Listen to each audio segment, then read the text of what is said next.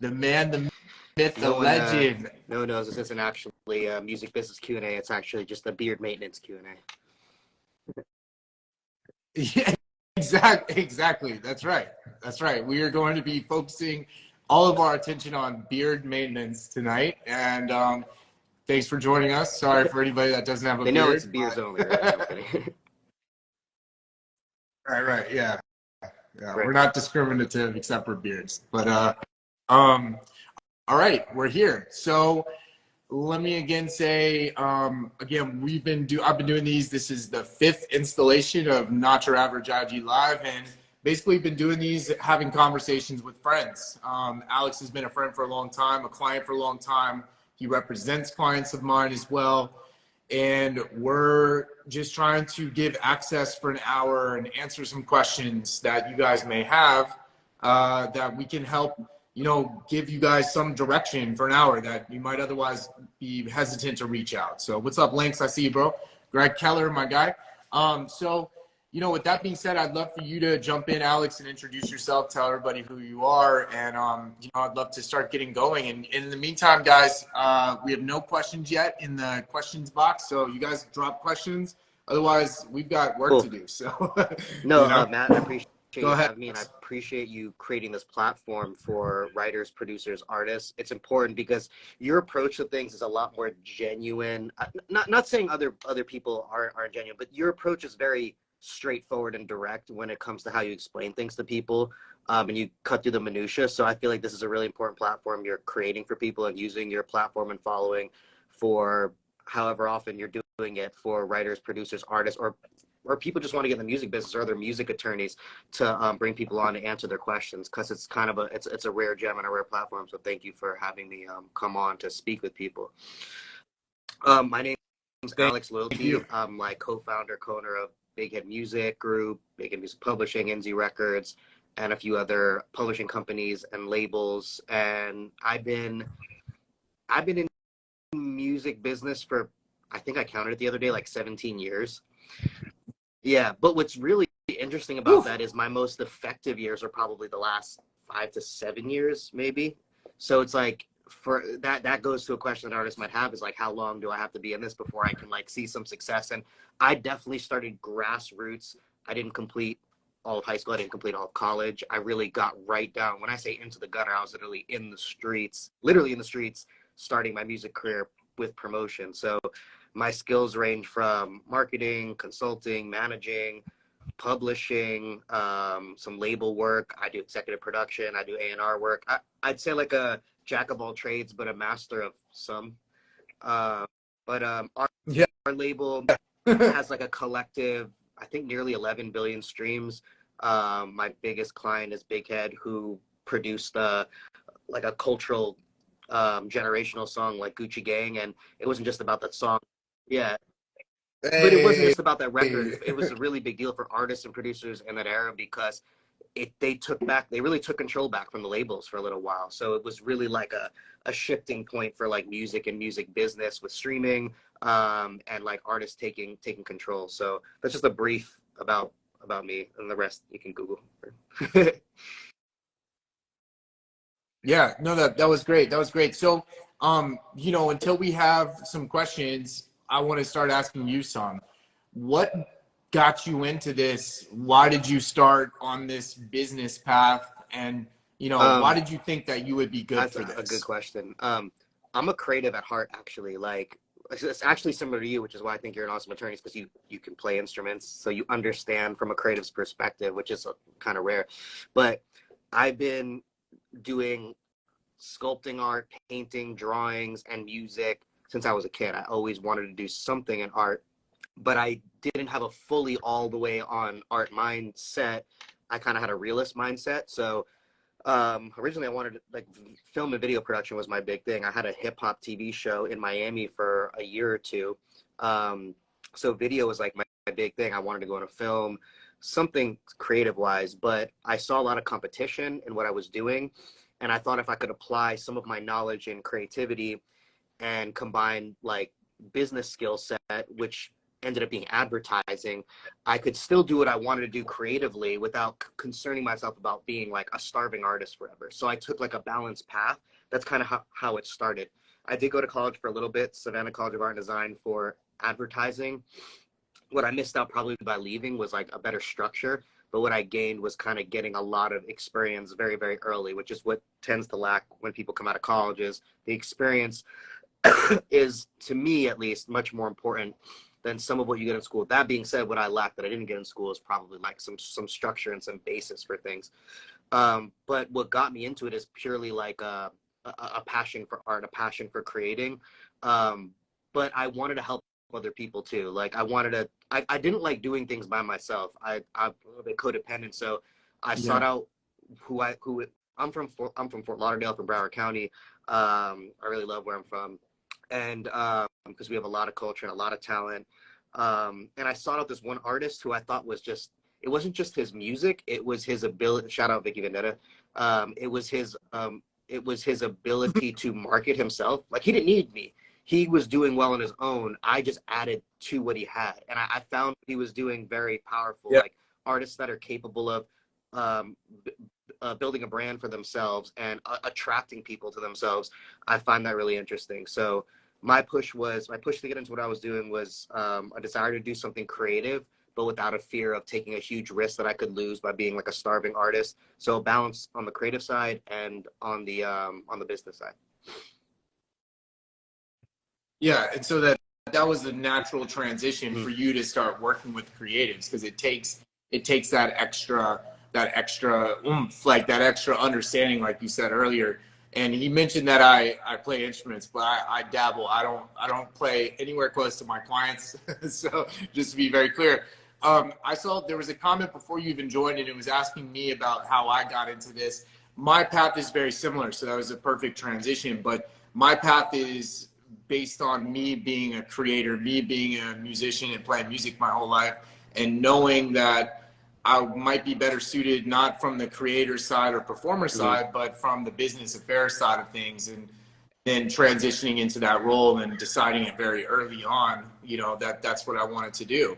So, you know, Alex, like, you are one of my interesting managers who always keeps me on my toes with lots of questions. You like overread in a good way and really dive into stuff. How are you finding your like updates on the current state of the business, the industry? What are you doing to source your information? How are you staying ahead of things? And guys, just to give you context, Alex comes to me with cutting edge issues and is always on the up and up on legal developments in the business. And so, you know, not only is it impressive, but it's really helpful for his clientele, because they're aware of what's going on sooner than a lot of the other managers or a lot of the other artists that I work with. My manager clients are amazing, but some of the artist clients they don't know these things until someone tells them, and Alex does a great job of doing that. So Alex, a lot of that comes from, where are you getting this from? I'm not trying to be anti-humble saying that, but I've always been a very friction person. Like, I don't care about breaking the mold. And I think that's because, again, not to be egotistical, but like, I do music and music business because I like it. It's a very difficult field. It's a very conflicting field. It's a ton of stress. You know, with my advertising skills, I could do a lot more maybe financially, but I really have a passion for the music business. So because I know I could be successful probably in any route I go, I don't mind breaking the mold when I see the mold should be broken, where some people, and it might not even be because they want to stay within the mold, they might not see a way around it. You know, if I see something that is consistently like a problem, and I'm like, how do we have this huge big system, this multi-billion-dollar industry, and we've let so many years pass that there isn't a solution to this? I want to knock on doors and say, hey, how can we fix this? I might not even have the solution, but I look to bright minds like Matt, who is also like me, who's like not someone who wants to stay in the mold. Like, he knows how to work within the system, but also wants to try to see, okay, this is causing a lot of stress for a lot of people. We have to work solution-based and start working towards ways to fix it. Well, not breaking what exists, of course. So a lot of that desire comes from within. And then I'll start coming up with theories on my own. Some of my theories someone else might have already thought about them. I'll start looking around and be like, okay, this person's already thought about this. This is already in motion. How can I improve it? One of the main things that I was looking at is when NFTs came out. And I know NFTs get a sour name right now. But I actually, Gino, I don't know if you know Gino the Ghost. He had a, yeah, he had a great point on it, which everybody needs to understand is that it's like any other, there could be a money, there's so many different schemes out there. It doesn't make money a scheme. That's people from India might call you with, you know, fraudulent calls. That doesn't mean Bank of America is a scheme because someone calls pretending to be Bank of America, you know? So NFTs got a bad rap because a lot of the scammy things that happened early, which the same thing happened with cryptocurrencies, but it's all going to like balance itself out. But one of the first things tech progressive wise I thought was interesting was NFTs, because it gave writers and producers and artists a way to own back a piece of their creative work and work directly with their fans. But even labels and publishers as well. It was the first time I saw a new form of revenue for the music business that didn't exist before, because there's always been, there's hard copies, there's merch, excuse me, there's touring, there's other types of digital ways of making money, but this was like literally having a piece of the music. So that's something I dive into, because I also saw a solution in it, which is like Web3 and being able to track music royalties. So, and then with AI, I saw streamlining music collections or streamlining data entry and publishing. So there's a lot of different areas where I'll see, if the question you're asking me is like how or why, what drives you is if I see a problem, I'm not afraid to like bring it up, which everyone has to take it a different approach. You can't like just bang, bang, bang, or you can't get too loud with it, like, because everyone has to run, but not, you know, I'm not afraid to like bring up an issue and try to work to figure out a solution, which are some things that I'm working on right now.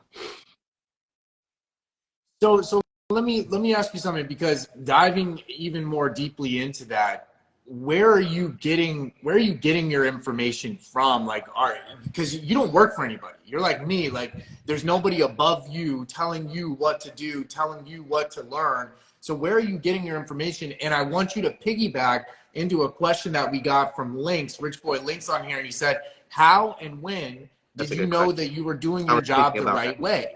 And I had a meltdown moment today where there was a complicated legal issue and I was on the phone with my staff, and I had to text the lawyer, and I don't know if she's watching, but I had to text the lawyer who I really look up to, who's mentored me. And I said, hey, I've got a practice related question. Can I ask you something? Because we were getting hung up on something, right? And there's nobody above me. So I looked to my friends and other resources. So I reached out to her. She called me right away. Thank you.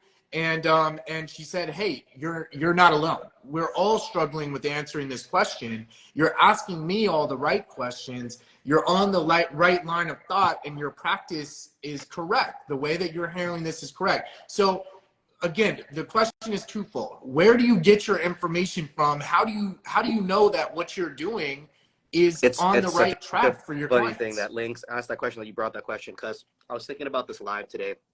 And I was sitting on my balcony last night, and I was thinking that exact same thing. I was like I was thinking that. I was like, because this industry, there's a lot of freestyle. There's a lot of people who come into the business who might not have a degree in business. There's a lot of freestyle, particularly in music, particularly in hip hop, because of just the way it is. You have your friends, managers that are people's friends. You have people that just know the streets, know the culture, and just know it well enough to move. But then there's areas that they don't know that they have to learn as they go along.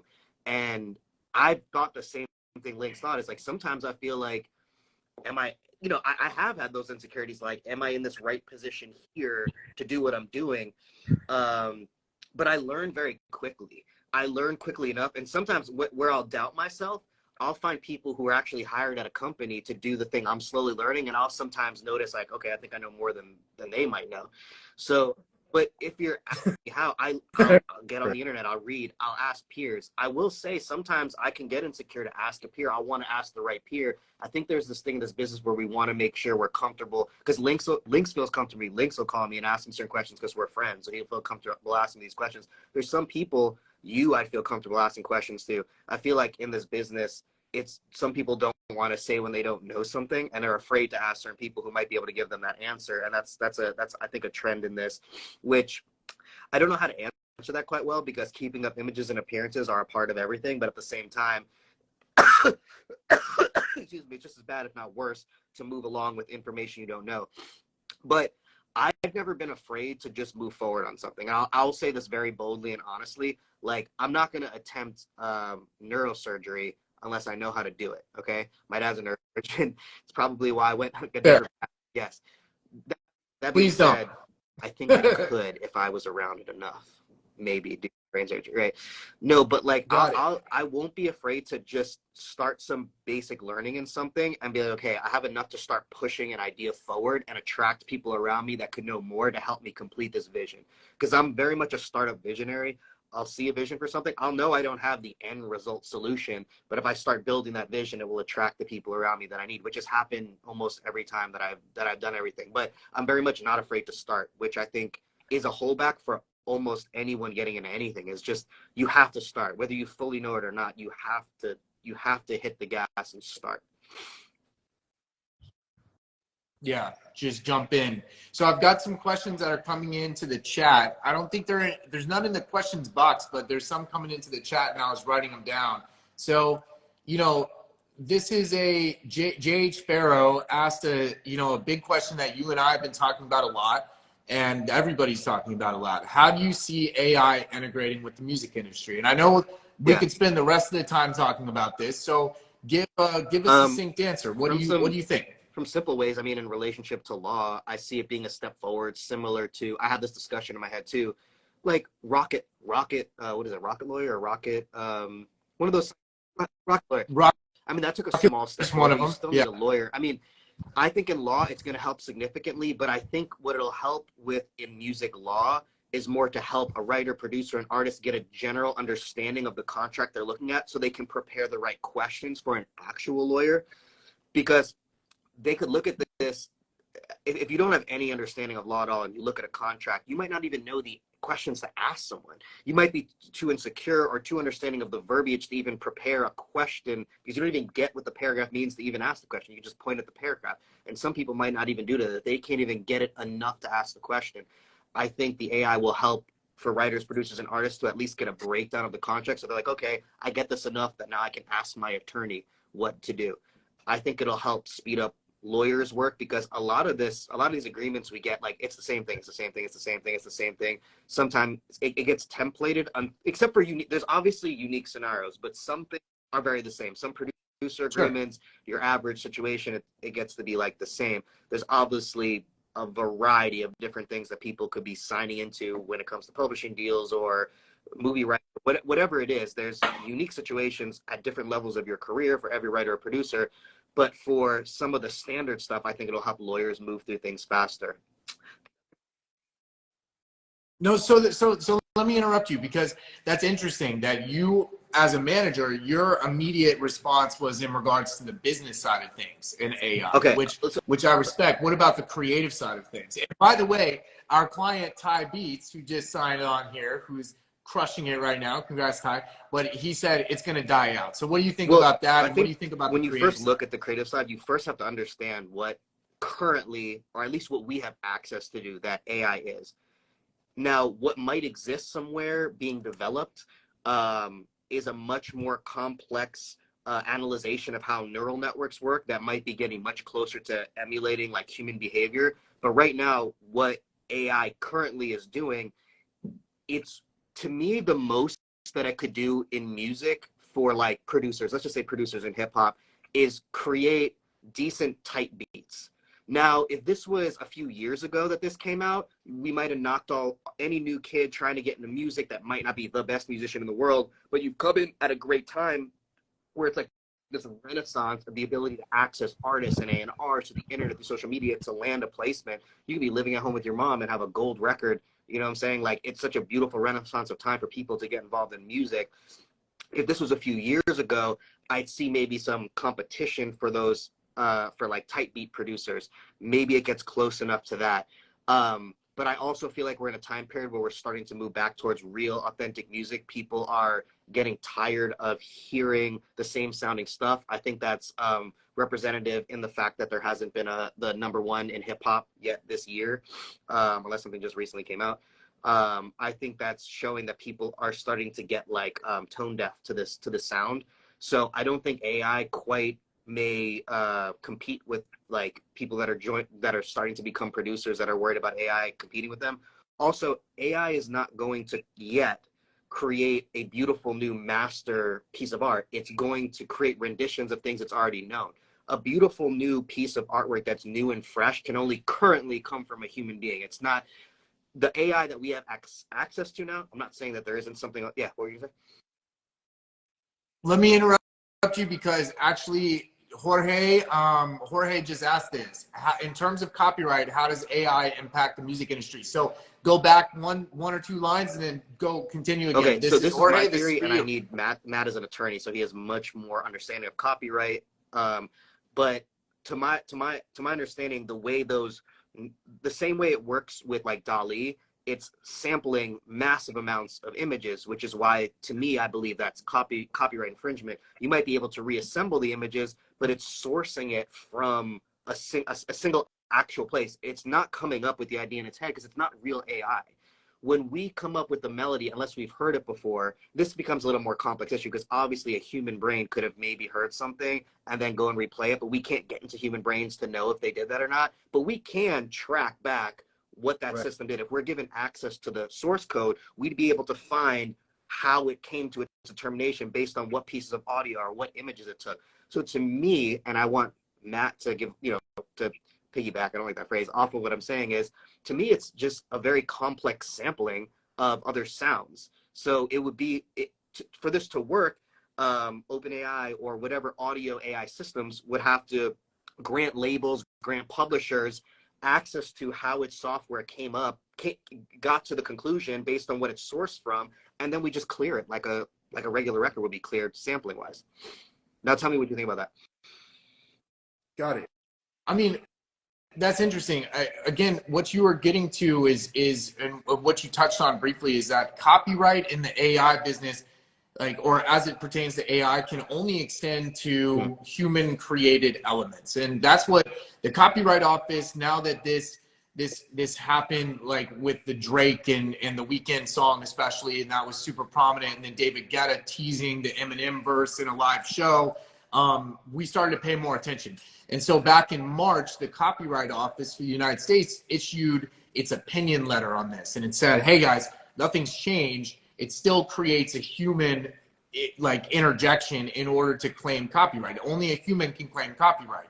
So what's interesting about that is they said, well, you got to go and file your copyright applications and say all of the stuff that was created by a computer is not part of my copyright. I don't exclusively own that. So then it begs the question, what you just said, who does?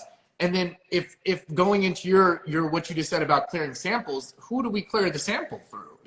If nobody owns that underlying piece, that is the AI, then who do we clear the sample through? I think similar to the way, and tell me what you think about this, similar to the way we have all different other automated systems when we're doing music, such as different plugins and loops and other royalty-free services. Would the AI software begin acting kind of like as a administrator, and the person who pressed the button to generate the song becomes the creator of the song? The software just acts as the admin for connecting them to where the original source came from, and the new copyright holder or the collaborative copyright holder is the guy who pushed the button and created the song. And now there's a new copyright from him, made between him and the other people who it was sampled from. I mean, it's interesting. I mean, that's like I don't know. I mean, that's like kind of an attenuated way of like talking about if I'm producing a song in the traditional sense, like if I'm directing people, if I'm directing a musician to do something, but the musician's kind of coming up with the line, but I'm like, play something that sounds like this, am I the sole copyright owner? No, I share with that musician. But anyway, the AI side of things is very interesting. Somebody asked, can an artist's voice be copyrighted? I'm going to keep moving into some other questions because we have a bunch of them now, which is really good. For some reason, the question box isn't giving people an opportunity. So I'm getting them all in the comments. And if you see me looking away, Alex, it's because I'm writing them. I'm not writing emails. I actually thought you were writing emails. I was like, he's amazing right now. He has AI writing emails for him. All right, so I want to keep going on some things, but 1020 Music said, can an artist's voice be copyrighted? I mean, that's more name, image, and likeness rights. And that's what we're seeing as there's issues that extend beyond just copyright. There's name, image, and likeness rights, because even if I have, you know, some kind of AI program that generates Alex's voice, and then I can go and create a song using Alex's voice, I would own that copyright to the extent that I'm able, based on what we just said, but it's still Alex's voice. So there's name, image, and likeness rights that would extend. So can I anyway, I want to keep moving. If that software is analyzing strips of the original voice to be able to create an algorithm and therefore spit out a voice, is it not I mean, that's how it's doing it. Is there not some type of sampling going on there from the original voice of whoever might own the rights to that original voice or sound, along with the name, image, and likeness rights? Totally. I mean, they're pulling elements from it to create something new. I mean, and remember that copyright is meant to encourage derivative works, guys. Like, that's why it's $55 to file copyright. Just shameless plug for the Copyright Office. If you're an artist or a creator, please go copyright all of your works. It's $55. It's a click-through online menu that once you get done with one screen, it takes you to the next one. So please go to do that. It's copyright.gov. If you're on any other site, you're on a third-party site, and they're probably charging you a fee, but it's www.copyright.gov. But, you know, Alex, that's interesting because we're pulling from someone else's stuff, and that is the point of copyright. It's to encourage derivative works while at the same time rewarding the original rights holder. So we're going to see some interesting transitions in the world of AI and all of that, and how the Copyright Office reacts to more and more pushback, because we're going to see more and more AI creative music. And I know Ty Beast disagrees with us, but I'll say that at least on the, what's the word? What's the kind of music where it's like soundscapes and stuff like that? Okay. Sleep music, functional music is what I was looking for. Functional music is going to be something where I see it more and more. So let me keep moving. Let's see. I'm going to go back to Andrew Steller, and this is a good one for you, and also for me, but I'm going to kick it off with you. Andrew Steller says, at what point in an artist's career should an artist start seeking legal representation and or management? So, you know, I want you to chime in on both. Go ahead. Mine. Actually, I was asking this question to myself just earlier. It's really funny. A lot of these questions were like pre-thought in my head.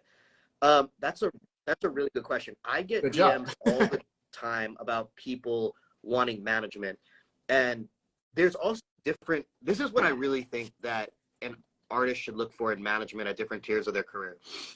If you're new to music, jumping right to someone who might have had some bigger success in managing a bunch of artists, a bunch of producers, the reality is how a lot of managers will look. They'll go, okay, because it's got to be a partnership. It's like, what am I going to provide to this person, and where's this person at, where it's going to make sense for me to make space in my schedule for them. Now, sometimes that comes down to pure talent, but a lot of times it comes down to where an artist is at in their career.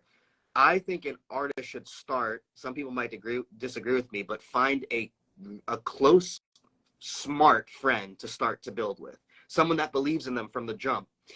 And this manager might be what some people call a day-to-day manager. And they're going to learn and grow with you. And you never get rid of this person, because this is the person who's always going to be with you. The reality is, in this industry, managers survive by working with people who are working and successful. And that's like the raw, like, unfortunate truth. But your day one is going to fight with you through the highs and the lows, which is why it's important for any talent in this industry, whether it be a producer, an artist, or a writer, whatever you are, to have someone you feel is smart enough and capable enough to kind of be your partner until you're at the point where you need that bigger, executive industry manager that's going to open you up to a plethora and open a door of resources and opportunities for you that you weren't going to be able to reach with the guy you're with. And your friend who you're going to bring along the way, who's going to become your partner, is going to learn as he grows and eventually grow into that person. So I get a lot of DMs from people very prematurely, and I appreciate the confidence to do it, to reach out to me and say, hey, manage me. And I look at what they have going on, and whoever I can, I'll respond and give advice to. I'll give any advice that I can. But an artist needs to start growing themselves to a point where they can commit. The truth is, managers reaching out to you, is often what you'll see. But it doesn't hurt to reach out to someone. They might want to put you under, but you have to remember There might be managers that are really big and they just be wanting to scoop up people, but you might not get the focus that you expect because you're not at that level. And it's better to build yourself to the point that you're going to command the attention that you want. It's very tough to say where that is in someone's career because it's different, because I've seen people who have successful shows and it doesn't necessarily reflect in their streaming, or I can see they get very good engagement online. It might not reflect in their shows. So it varies where you're at in your career. If I don't want to give a specific, oh, you should be at this monthly listener account, or you should be at this Instagram following account, or you should be getting at least this many people to a show. What I will say is I think you should start with, if you can, someone that's smart around you, that believes in you, that's always like been a real fan of you. And I think like I love the show Dave, because it really it showed like an authentic version of this, but like how that partnership and relationship grew. If you can do that, and not everybody can. And then on the second sense, if you can't find someone close that's smart that can build with you, you need to grow to the point that you can tell on your own, like the way when you look at artists that you're a fan of, even if they're local, look at your local peers, and when you know, like, oh yeah, that dude, like, it looks like he's like really he's starting to get booked for some shows, and he has authentic fans coming out for the shows, and he's starting to get, like, I don't know, 50 to 100,000 plus views on a video authentically. He's starting to get to a few 100,000, monthly listeners. Then maybe it would be time to start seeking out. But you really, in the very beginning, if you get an entertainment attorney also that believes in you, you can get a lot of the guidance that you need, at least for the baby steps, until you get to that point that you seek out a real manager. Yeah, those are perfect answers. I couldn't agree more. There's definitely some people commenting about that the day one is somebody that's really somebody that, what you said, somebody who's been through it with you, who goes in the ups and downs, who's ready for the roller coaster, because this could be a roller coaster at times. So you want to find the right person that's going to ride with you on that. As far as lawyer, I always say the same thing is when it's something in front of you that you're being asked to sign that affects any amount of time of your life or your intellectual property, and if you don't understand it, then you should get a lawyer. Like, that is the time to get a lawyer, and it's far cheaper to pay a lawyer's fees now than it is to get out of problems later. So we'll leave that with that. Those were great answers. Thanks so much. This is an interesting one for you, because so Alex has a publishing company and a record label and a management company. So he's across all these arms, for those of you who are just joining us. So this is a great question for you. It's One Hellish Cat. One Hellish Cat is saying, is it better for a writer to get a pub deal or sign to a label in order to have access to artists to write songs for? So, look, let me start by saying that, writers and composers sign publishing deals, and a writer and composer can also be an artist, and artists typically get signed to labels. These days we're seeing some producers get signed to labels. DJ Khaled is a big one there, where we have producers and DJs that are getting label deals that are not like the electronic DJs. So anyway, what do you think? Like, is it better? What's the better way? I think the real question is, what's the best way for somebody to work and start writing and composing for other artists? What do you think is the best? To start writing and composing for other artists. That's the question you want to start with. Okay. Again, is it better for a writer to sign a pub deal or a label deal? But the follow-up question is, in order for that writer to have access to other artists to write songs. Loaded. Because first of all, it's not really an or, it's a both, and there's benefits in both. And then there's probably downsides on the artist side. So if you're a really good writer, and first of all, a label doesn't, I guess a label will benefit from having someone signed to them that also writes good songs for their artists. My thought on anyone wanting to get into music, if you're a writer artist, is don't be concerned with being just a writer for a little bit. No matter how much you're just wanting to push your artist career, if you make dope music and for some reason you're attracting more opportunities to write, because sometimes that just happens, don't not do that. We don't live in a time anymore where writers are like unknown entities. They don't get the credit they deserve. We are in the credit like renaissance. Everyone gets credited. You don't want to not credit someone on something. Like we have Twitter, we have Instagram, we have social media, like people get called out for this stuff. We have celebrity writers. So a lot of people, because first of all, music plays a big part into our ego. It's a lot of people want to be in the music business. It really, I don't care who you are. I don't care if you're a lawyer. I don't care if you're a manager or an A&R. There's a desire to be a part of this big, beautiful show business if you're in music, because it is stressful as hell. And so if you want to be in it, you want to be in it. So as a writer now, you are able to get these beautiful accolades and this wonderful attention, and you have your own fan base. So if you're able to get into this business as a writer, do it. And then you can build toward, I see so many writers that they get to their point, they put in their work, and then they're dropping artist projects when the time is right. So the first thing I do want to say, writer, artist, whatever, do what works, because there is so much competition in this business. It is very saturated, it's very oversaturated, and it's very fickle. So take the opportunities that come your way. And if you really are passionate about another part of it, build your credibility in one area so that you can take over control in the area that you really want to do down the line and in the future. Now, when it comes to label or public. Wait, so hold on. So because that was important, guys. So I think that was a really important point. So basically he's saying, like, grab the experience that you can take any opportunity that you can get. I mean, don't sell out, but take any opportunity you can get so that you can continue to grow and thrive in a particular area of the industry, so that it'll help open other doors. Is that, you don't is that forget right? about what you always want to do. You use the area that you're in. I have friends that are great bodyguards. I have a very close friend that's a great bodyguard. He's a really good people person, and he wanted to get into music, but there's some people who move too fast. They take a little step into something and then they try to overstep. And then when people look at you for doing one specific type of thing, this is human nature.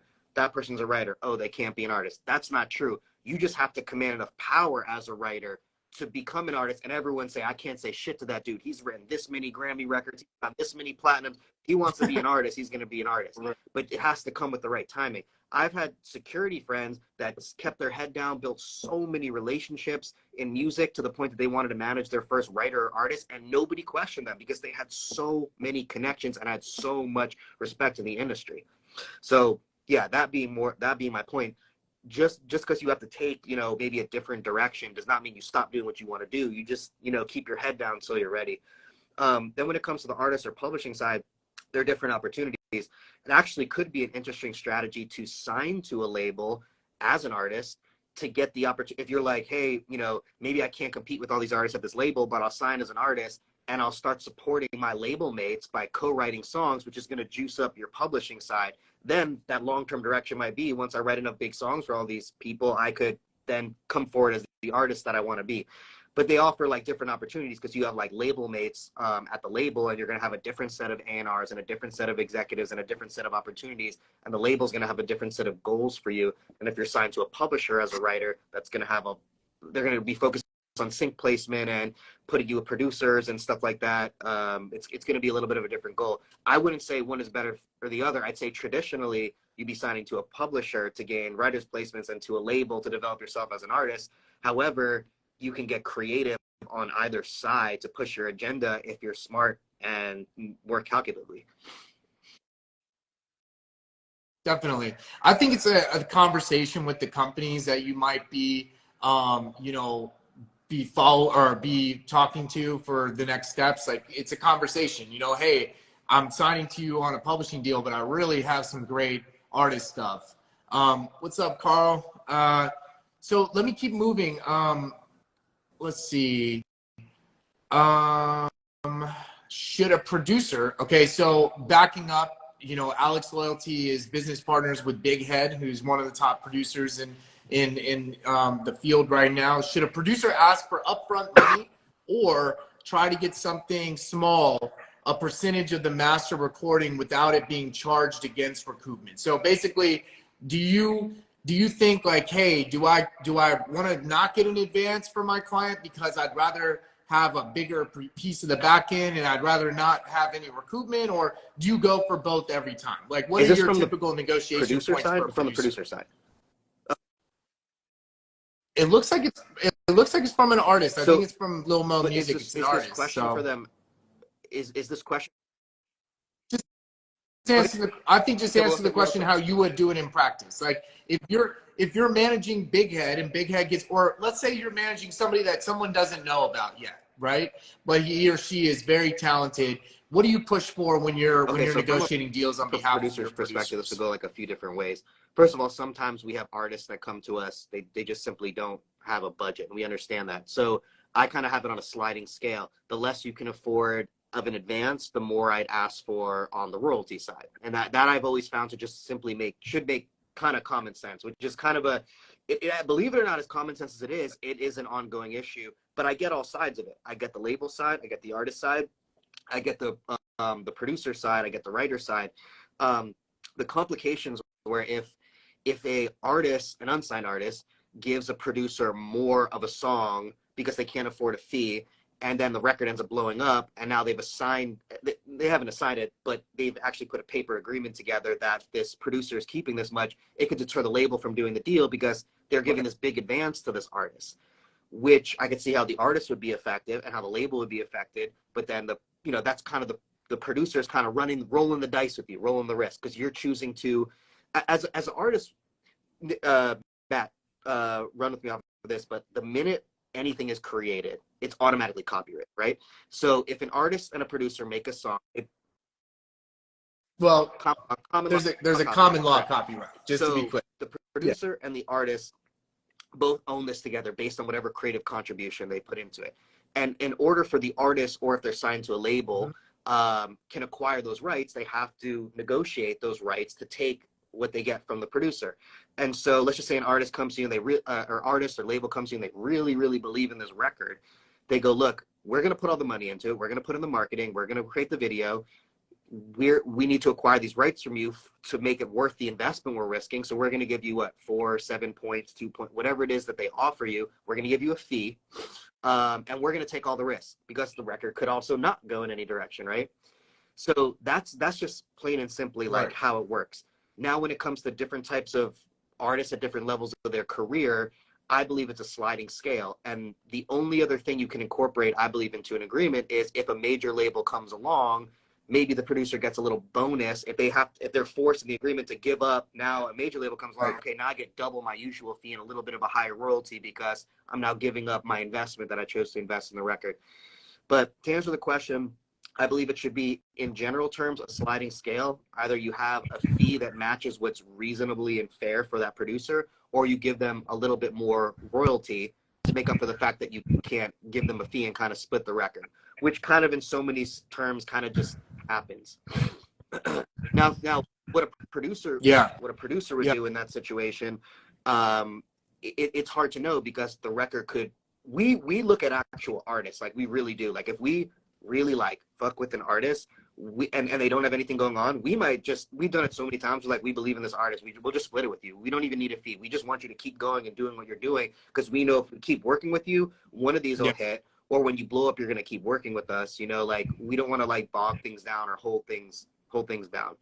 But this is a really, really good question because it's a constant issue in music because so much music is going out, and the reality is can an artist or label, I mean, big labels can, and a big artist can, but a new artist can't realistically afford every single beat they put out. But a producer should not be compensated for everything. They should be compensated for all of their work because as a producer, it's the only field where you just make stuff and give it away until it gets cleared. It's like a crazy kind of industry to be in, which is why I say a sliding scale is fair. If you can't afford the beat, give more of the royalty, and that should be negotiated based on what level the producer's at in their career and what level the artist is at in their career. Right. So it's a balancing act, and it's you're evaluating, at least your company is evaluating every situation case by case to figure out what's the right move. So I respect that. Someone's asking for a budget breakdown for an independent artist. This was something that I covered in my last IG Live with Wendy Day, who does a lot of independent artist budgeting and investor relations. But Alex, I think this is also a really great one for you because you develop talent as well as, I mean, artist talent as well as creator behind the scenes talent. So as far as an independent breakdown for an artist, marketing, production, legal, this is a pretty broad question from JH Farrow, but let's boil it down into like, you know, we want to drop a single. What do you plan that is for a a super single? broad question because it super depends. Yeah.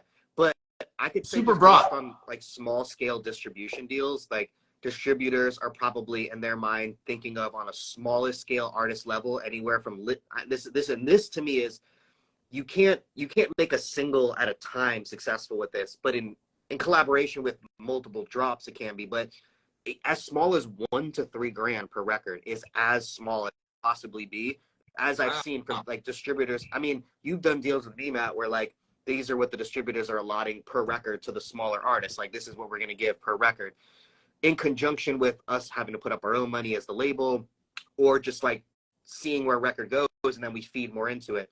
But it could start literally as small as $1,000, a few $1,000s to be tens of thousands or hundreds of thousands or upwards of like $1 million can get spent on a record. But usually you start hitting the gas on these records once they start to go. You start seeing more things pumped into it. Yeah. An example being like Ice Spice's Munch record. Like I'm sure from the beginning of that record dropping, they weren't expecting to do what I saw. Which one of my homies was, I think, Funky Paris, and I don't know if he was directly involved in that project or not, but I saw him share it on his story. But they had these Ice Spice ice cream pops with her hair. Like on rollout of that record, you probably want to be like, let's invest a ton of money into Ice Spice ice cream pops and an Ice Spice ice cream truck, because you don't know where the record might go, and you might not like be like, okay, are we going to spend all the current starting budget we have on Ice Spice ice cream pops? But as the record goes and the brand of the record, the Munch, is so well known, all these little creative things you do feed the record more. I saw that done with Lemonade, with like Taz Taylor, when they had the lemonade shop in on Melrose. I mean, that probably wasn't like, oh, we're gonna, like, that was probably maybe an idea that they had in the beginning, but they're like, let's get the record rolling, and then they start laying out these more and more creative ideas. I have a problem with, I'm very creative. I come up with crazy good ideas in the beginning, and sometimes I want to dive right into these like really dope ideas, but there is some conservative marketing that you have to do in the beginning for a record to come out before you get to some of those ideas, or you could end up misspending your budget. Yeah, definitely. So when you're starting at the beginning, I guess, and you don't have any like track record of success, especially on this particular standout track, what do you do? Like you said that you're trying to minimize your recording costs, you know what I mean? But you got a studio, right? In your house. You're at a studio right now. You've got probably 12 producers downstairs, right? So that's a little bit easier for you. If I'm an independent artist and I don't have any of that, where should I prioritize? Like I did say earlier, we are leaning back towards quality music and higher quality production, but we're still in an age where recording costs could be nothing. Like my cousin just sent me where I can't say what we're working on. We're working on writing for a really big kids film that's coming up. I can't say what it is on NDA, but my cousin was writing for it, and he's an incredible writer and producer. And like, I wanted him to send some pre-existing stuff. He's like, no, I'll write something new. I'm like, how are you gonna like write something new that fast? And he sent me something back that was like multiple instruments and everything ready to go. And he happens to be a very talented multi-instrument, so it's not like best example. But the reality is like recording costs, like only matter at a certain level. Like you can get there without that, so we can put that out the window. The rest is a lot more complicated because there's so many different ways an artist can blow up, and it's an ever-changing like sphere. And I used to be very in control of the viral marketing world and making things go viral. That was something I did like in 2018. Now I've kind of leaned more towards producer management and publishing, so like I'm less in the social media realm as I once was. So now if I want to like do a campaign for one of my artists, I will lean more towards it. I will, delegate to an agency or delegate to an influencer an influencer friend of mine that has a bunch of TikTokers or Instagram influencers under them, because it's less what I lean on now as I did like in 2018. But there's so many different strategies, and it depends where you are in your career and what age you are in your career. If you're starting young, And oh, this is the most important thing if you're starting music young. Like if you're like 14, 15, 16, even 18, 19, 20, your fan base is all around you. If you're in school, that is the best, like suck the advantage out of that. Like schools talk to schools, kids talk to kids. The minute you start getting into your work career, like if you're, the older you get in life, your peers are busy. They have kids, they have other things going on. It's harder and harder to convince people to listen to your music. But when you're young, you want to suck up everything around you and like consume new music. So if you're young, fully take advantage of your school. Do pop-up performances at every high school in your area.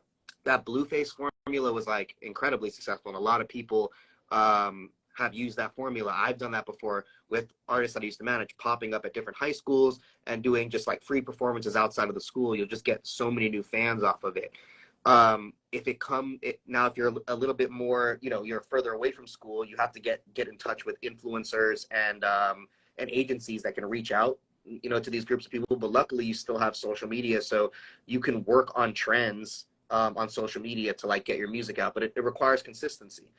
And then some people don't want to, I had some talks with people. We actually talked about this last night in the studio.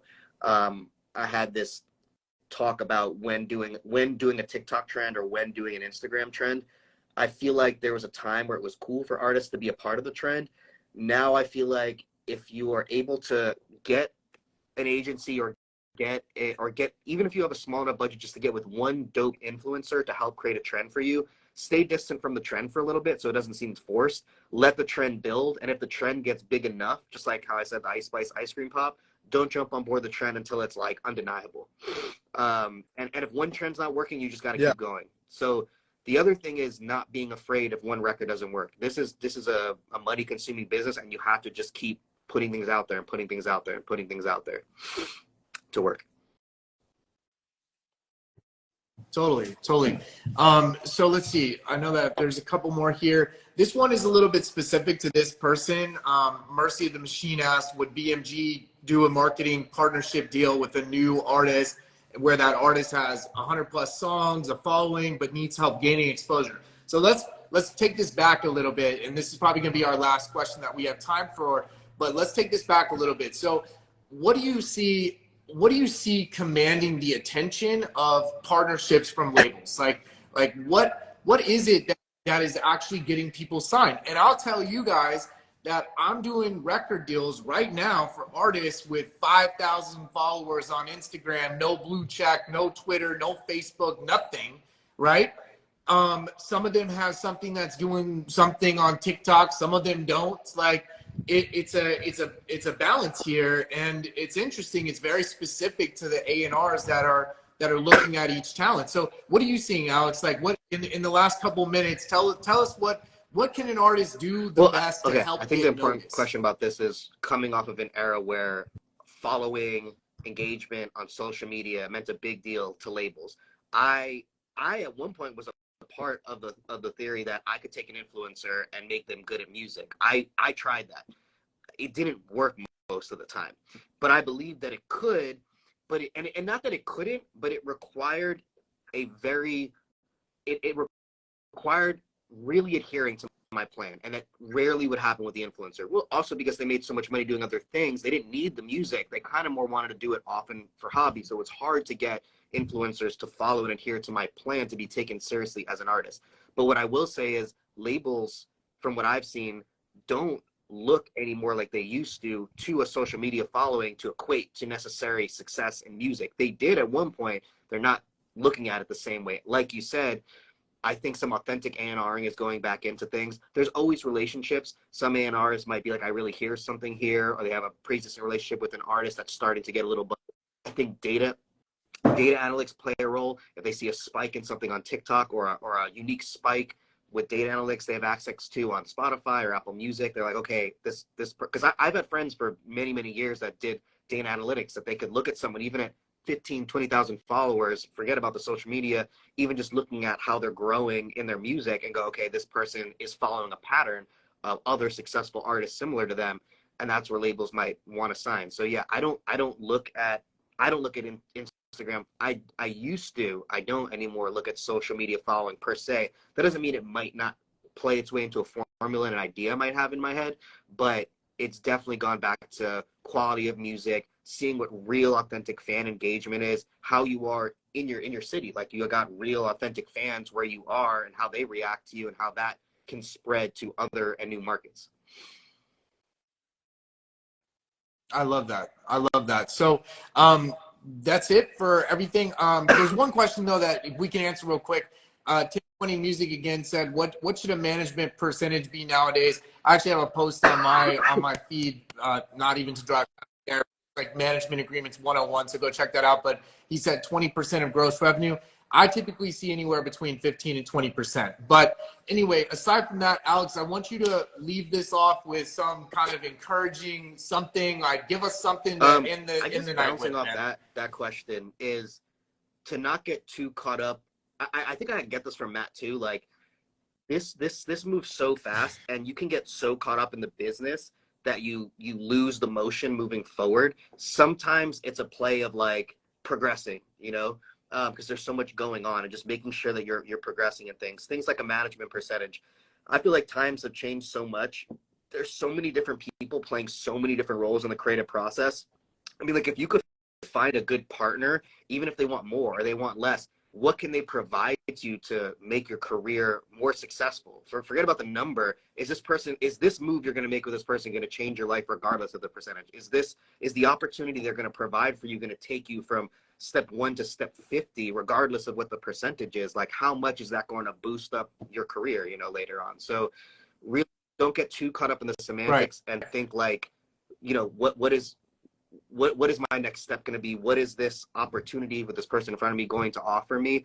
And the thing that I said before, progress forward, just keep moving, keep doing things. If one thing isn't working, do the next thing. And this is the most important thing. And we hear this a lot from a lot of great people.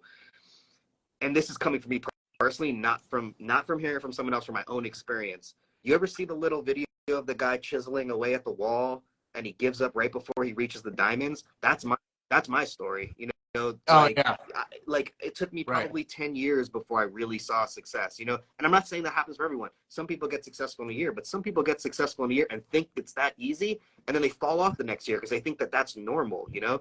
It's about remaining consistent. It takes a really long time to get over a hill in this shit, to be able to take a break. There's only a few artists that could stop for a year or 2 or 3 years, but without putting out an album. It takes even the artist that you think is the biggest artist, there's only a handful of them that can really stop. So keep pushing forward. Don't think I put in this 1 year worth of work, I didn't see results. Like, it could take 10 of those 1 years, and then boom, out of nowhere, like, you're where you want to be. I totally agree. And I appreciate you saying that. You know, this year has been my first year of getting named to Billboard's Top Music Lawyers, and I just got named to Florida Super Lawyers, and I graduated law school in 2011, guys. So you know, my overnight success is 12 years in the making, and I see there's people that are currently in our live that are Vivo executives and top business managers, and I know that they would say the same thing, that it takes time and hard work and consistency, and just, you know, keep crushing it, guys. We're here for you. With that, I'm going to let Alex go. We appreciate you guys. We'll see you at the next IG Live, okay?